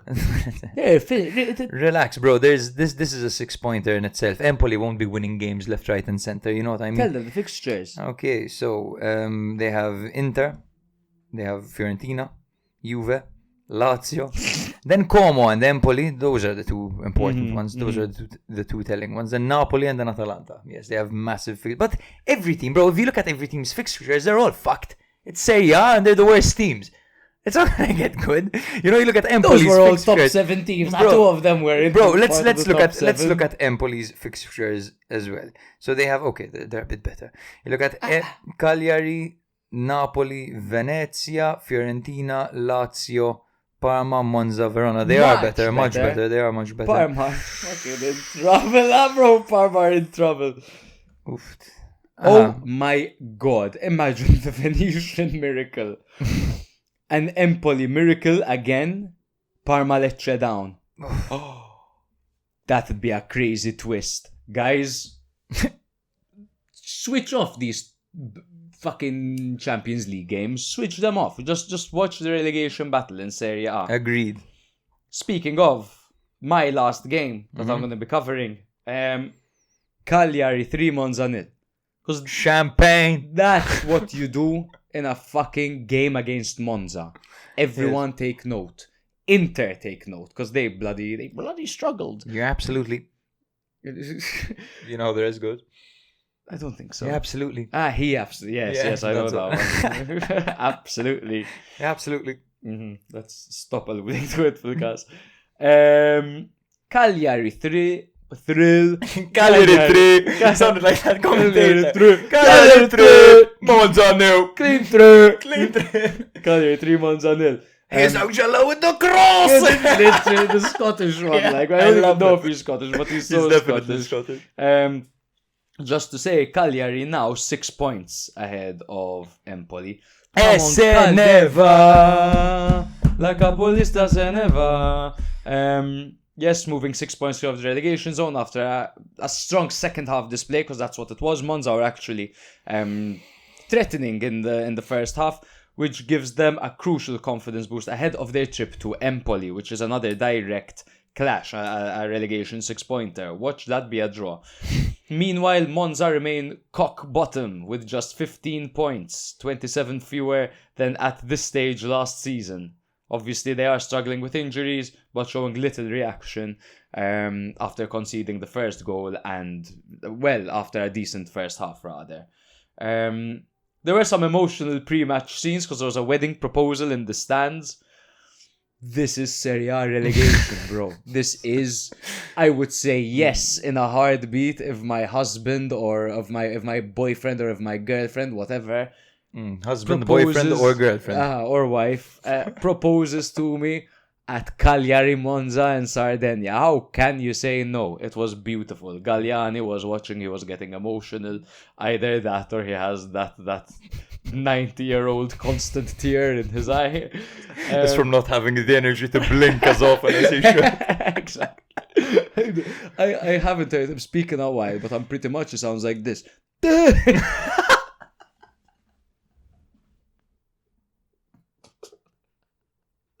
For sure. Okay. 3 brilliant goals. Firstly, Viola had a chance to score in the first half. He had a free header, but he missed it. Not going to be too critical on him because, in my opinion, Viola had a great game. He did. And he got a goal later on. Poor marking by Monza, but was a perfect cross by Augello. And he scored a header, which he missed earlier, so made up for it as soon as the second half started. So good reaction over there. In the 70th, Gaetano's free kick. Amazing. Really Shafted it in. The tactic over here. Side netting. Side netting. Brilliant. Really nice. Brilliant. He managed it. Like, yes, the wall was disorganized because there was Luperto in the middle and he separated their wall. But for him to duck, and you have to get it exactly in that slot and to hit it with power, out-swinging for it to hit the side netting like that, fantastic. Fantastic free kick by Gaetano. And then Lovumbo in the 93rd, he's back, Zito Lovumbo. With the shorts. With the short shorts and the short stature as well. Route 1 football at its finest. Gaetano cuts the ball forward. Lovumbo picks it up, finishes cleanly, a similar finish to that of Moise Ken. And what impressed me the most about that was that Lovumbo, despite receiving the ball at the halfway line, took 2 touches. One to control it and to knock it forward to create space, and then one to finish. It was a very expert finish. Something we're not used to seeing from Lovumbo because he is a chaos player. He's a chaotic player. He kind of... like confuses. He confuses the opponent, but it's even less refined than Chukwueze, in my opinion. Like he just causes chaos, and his finishing has never been his strong suit. So it was nice to see him work so efficiently over there. Ball over the top, touch, heavy touch to create space, just the perfect weight on it, and then rounding the keeper. And shades of last season as well, where Ranieri really kept him on as this kind of super sub, like using him as when tired legs take place, you bring on Zito Lovumbo, who has 6 gears in comparison to the regular 5 that there is in the relegation battle. He did brilliantly over there, and it's good to see him back again, and I think he'll even be starting some matches. I don't think he's a complete fit stylistically for those players that play behind the striker, because Piccoli plays a lot with his back towards goal. It's good to have a player like Viola. And Felici is very exciting as well, so you play him if you can. He's full of flair, and he's left-sided. Yeah. Augello, post-Parrot Augello. Post-Parrot Augello is completely different to post-Ebola Dia, 5 assists this season. That's a record for Cagliari defenders. Wow. It's amazing, man. It is. He's playing really well. And to be honest, he's been a player that's been at relegation sides for his entire career, to be honest with you, since the Sampdoria days, remember? I don't know if he was ever at... No, it's just Spezia, Sampdoria, and Cagliari. That's it. And to be honest, he's becoming a little bit of a cult hero, Angelo. Yeah, I enjoy him. I enjoy him a lot. He's Cagliari through and through. Probably enjoys life in Sardinia. Who wouldn't, right? I doubt any of these guys hate it. Yerry Mina, when I asked about it, I saw an interview with him on TV the other day. What was it? From Colombia to Sardinia. The journey of Yerry Mina. Like, well done, ChatGPT, right? ChatGPT, Yeah. Yeah, but that's it. Let's go to the last game. No, sorry, I thought you were done. Pinamonti was good. Mina, Luperto, Palomino. Good. A wall. They started Cagliari at 3-4-2-1, then they went 4-4-2 for better control, and second half it really made a difference. That's super interesting, to be honest. It was a really physical battle in midfield, I felt. Itzo was all up in Piccoli's grill. Basically had a finger in his ass the entire time, and he was really rough with him, and we saw that from the get-go. That's just the type of guy, so is he? Finger in the ass kind of guy. And thank you, bro, for ruining my entire presentation of the game. That's fine, bro. I think you did really well, to be honest. I enjoyed the... Monza going toin.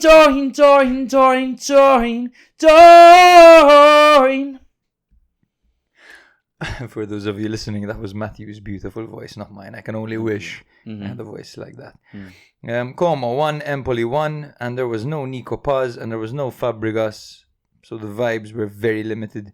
Instead, we got Kwame, who looked more like a basketball player this game with his headband, and he was a mixed bag, to say the least, Kwame, because he missed his chances, yet he was the one who scored the goal. Yes, this match ended 1-1. The first goal came in the 61st minute, and it was Duvikas who scored. Yes, nice. He got his first goal, tapping in a low cross from Voivoda after Kakere set him up perfectly. What a player, Kakere. Additions and additions and additions. And then in the 75th, it was Kwame who equalized after Fazzini drove forward and fed Pezzella, who crossed the ball perfectly for Kwame to slam dunk it home with a header. Yeah, he rose really, really well to win that header. So let's just talk about the missed chances this game, because that was a bit of a team. Como did dominate possession early on, and they scored early on. It was Goldaniga's header from Dacunha's cross in the 20th minute, but it was ruled offside. And then Grassi rattled the woodwork from a set piece. Kwame dribbled the keeper and hit the post. This was insane, because it was a very similar miss to Angelino's, but like I could have sworn it was going in, because he rounded the keeper and passed it in, and all of a sudden it looks like it's going in, and then it just hits the post. It's like an optical illusion almost. And he couldn't believe it either. I felt for the guy. And then in the 89th minute, Colombo won the ball in a 50-50, and it fell to Kwame, who was 1-on-1, and he just shot first time very stupidly, and he skied it. Then in the 92nd minute, Fazzini decided to destroy Giorco. I don't blame him. The identity changes and the kit name changes and all that must have got to him, and he got sent off, Fazzini. So, he probably saw J Icone, or he got like, wasn't this guy, didn't this guy have Giorco written on his shirt earlier this season? Like, bam! Who does he think he is? And that was it. I'd like to see Como take more control of these games. Como, sometimes they're dragged down into a scrap sometimes. Quite often they separate themselves from these teams when they play them. They blow them out of the water. But turns out, life without maybe Fabregas as your motivator on the side, and without Nico Paz, can be a little bit difficult. Well, without Nico Paz. But they should have had what it takes. I mean, Empoli, one thing they have overcome was the experience, right? They've been in Serie for a while, so they will always be a tough team to play against. But a lot of changes to their starting 11 from what we're used to seeing as well, Empoli. Because they have the Coppa Italia as well. That Coppa Italia, so here what we saw is Thank God they rested players. Esposito, Kwame, Cacace up front together. It's interesting. You said obviously it was they made the game physical, and that's the best thing they could do to disrupt a very fluid team in Como. They had 5 yellow cards and a red card. Yeah. Every single one of their midfielders was booked. Giassi, Grassi, Henderson, Petzella, all booked. And I would assume that those came from tactical fouls, from Como being a little bit nippy and Empoli being a little bit static. That was their plan. Just concede possession. In fact, Como had 70% ball possession in the first half. And they just chose their moments and they attacked in spurts with the pace they had. But yes, anytime that Como started building something dangerous, just took them out. They wiped them out every time. Yeah, and it was actually Empoli who will probably be the more upset of the two, because I think so they were as more well. wasteful. They had their chances to actually win this, but Kwame had such a mixed bag. I don't even know. I pity the guy who had to rate him this game. Kwame. I get that, because he missed 2 to 3 massive chances. Como, sorry to interrupt you, but this is really interesting. Como have dropped 24 points from winning positions. Como have how many? 24 points from winning positions. Hell. Yeah. Fucking hell. Yeah, so there's something missing, man, with Como. Maybe there's it's just something missing. The experience. It's the Thank you. That That's know-how. it. Exactly. The killer instinct. They you need can to bring make a in all foul the at players right you want, but the time. team has to grow together. You need to have a spine that's been in the league for a while. Well, it's mostly a young team. But they have experienced players like Sergio Roberto, Voivoda, Strefezza. But again, they need to get used to surviving these moments together as a group. Yeah. For sure. Wisdom with the wank. Let's jump to... No, wait, let's just give a recap on where these guys are. Obviously, as you guys know, Empoli are currently in 18th place. They are, with a couple of draws recently now, okay, in their last 6 games, they have 4 losses and 2 draws. But 23 points, 2 points behind Lecce, have a super difficult run-in, and 3 points behind Parma and 6 points behind Cagliari. Maybe we'll Empoli get can do it. a playout this season. I hope so. I love those. Who was it? Hellas Verona Spezia with Falcone's handball off the line, Nzola's missed penalty. That was a brilliant game of football. What a spectacle. Wisdom with the wank. Simeon Wankwo posts a picture of himself with unseemingly public transportation, looking out of the window at the beautiful view in Salerno. He writes, "Keep your face always towards the sunshine, and shadows will fall behind you. Wisdom with the wank." That is, you guys can, we can all use some wisdom from the wank. That's really different to what Manyan said. Keep my people out them chains. Keep my people out them chains. I'm in your handcuffs. It's time to man up. Fuck you saying, bro? Because I'm a black man in the Phantom. Yeah, but I love this from Simi. It's a fantastic quote, this. It is.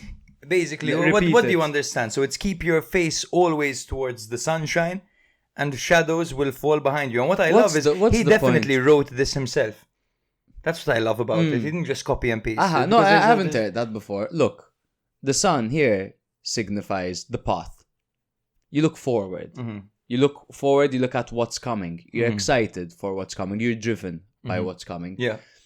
As long as you continue to do that, your demons, as much as they'll always be there, they're behind you. Yes. They'll always be there. That's what they call your shadow. And in therapy, they call it your shadow, your former self, that a lot of people are ashamed of. That's there. But you're facing the sun. A, tan.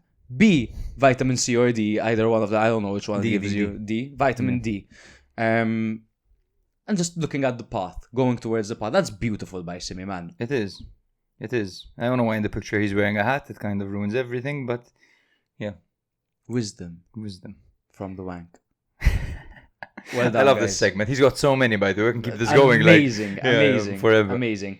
We'll be back. Well, no. You'll be back. I'll be back. You'll be back. I'm in Ibiza doing this crazy, guys, let me tell you.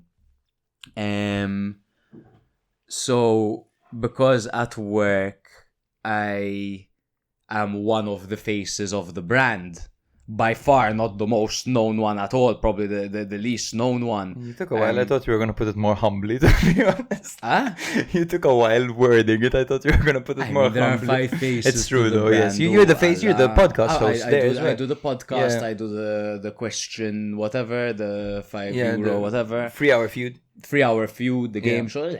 I'm there, of course. Yeah, of course. Me and the actual face of 3 Hour, Naomi got invited by Red Bull to perform in this thing called the Red Bull Ibiza Royale. Awesome, but Torino. I will. It is, what I was told it is that it is an obstacle course where there will be different countries participating, all at beginner level. So you can go, you can party in Ibiza, you can drink, you can eat, and then there's this competition, haha, funny, everyone's bad, they're a bit basic, whatever. Apparently, the obstacle course, mortifying heights, yes, climbing, balance,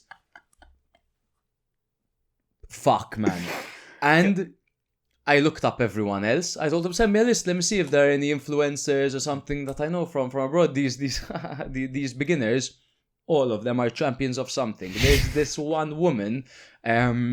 She's Australian Italian. I forgot her name. She is a champion kickboxer. She's a triathlete. So she's that, and she's something else. I forgot what the other one is. Oh, High Rocks, some High Rocks champion as well. So we're cooked, basically. You're fucked. And you haven't even told them the best part yet. What? When's your anniversary, bro? On the day I get back. I'm only, but I'm gonna get back at 7:30 p.m. And I'm abroad with perfect. another woman. Just in time for dinner. I'll go meet her at the restaurant. restaurant. Listen to this. I'm thinking of taking her to a hotel. Yes, really. Mm-hmm. Making sweet love to her. We've been your hosts, Matt and Jake. Jake will catch you next week. I'll be catching him, some sun. See you. If you like Serie A or have ever liked it in the past, it's a good opportunity for you to listen once a week and you'll get filled in. In the football weekend, that's like the main dish. But then a few days later, you drop your episode and that's like the dessert. And the dessert is just perfect. It's good, the cake. It makes it feel like we're all sitting in a room together, just BSing with each other. The atmosphere is fantastic. I promise nobody will ask you to send boob pics. Sometimes it may be good, sometimes it may be shit. I love how you go into so much detail and show so much passion towards each and every team. Literally, no team is left undiscussed. When I listen to you, it's like I'm talking to you in a pub. It's like I'm chatting to a friend and you're chatting to me.